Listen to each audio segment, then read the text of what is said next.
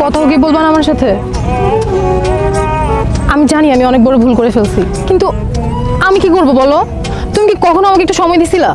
আমার এই বয়সে আমার ফ্রেন্ডরা ওদের বয়ফ্রেন্ড নিয়ে ঘুরে বেড়ায়, আর তুমি তুমি কিনা রাস্তায় রাস্তায় ভিডিও বানাও। নাফিজ আমাকে আগে থেকেই মেসেজ করতো, আমি ওকে কখনো তেমন একটা পাত্তা দিই নাই, কিন্তু যখন আমরা আলাদা হয়ে যাই আমার নিজেকে অনেক একা লাগতো। মাঝে মাঝে কথা বলতো আমার সাথে, কথা বলতে বলতে কখন যে এত দূর চলে আসছি আমি নিজেও জানি না। নির্ঝন, তুমি কি কিছুই বলবা না?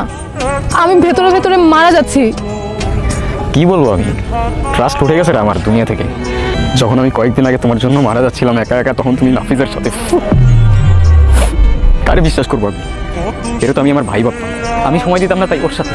আর 10টা ছেলের মতো লাইফ না আমার, ভালো করেই জানতাম আমার বাবা নাই। আর আমি তোমার ওই ফ্রেন্ডদের বয়ফ্রেন্ডের মতো বাবার পকেট মানিতে চলি না, নিজে আর্ন করি, এত ইজি না।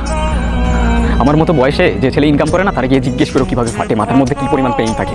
আর আমি তোমার ভালোবাসছিলাম চিপাই চাপাই ঘোরার জন্য না, সারা জীবন একসাথে থাকার জন্য। আর যেটা তুমি রাস্তায় রাস্তায় ভিডিও করা বলো না, আমরা বলি ফিল্ম মেকিং, যেটা আমি করতেছি। আর যেটা করার জন্য বাইরের স্টুডেন্টরা অ্যাট ফার্স্ট লাখ লাখ টাকা দিয়ে কোর্স করে। তুমি কি কোনোদিনও আমাকে মাফ করতে পারবে না? তুমি কোয়েশ্চেনটা তোমাকে করে দেখো, আমার জায়গায় তুমি থাকলে কি করতা? নির্জন, আমি তোমার সব কথা শুনবো। সব কিছু কি আগের মতো করা যায় না? আমাদের রিলেশনটা কি আর জোড়া লাগানো যায় না?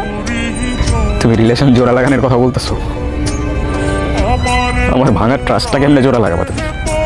আমি সরি, আমার এখন এখান থেকে চলে যেতে হবে, আমি তোমাদের সহ্য করতে পারতেছি না।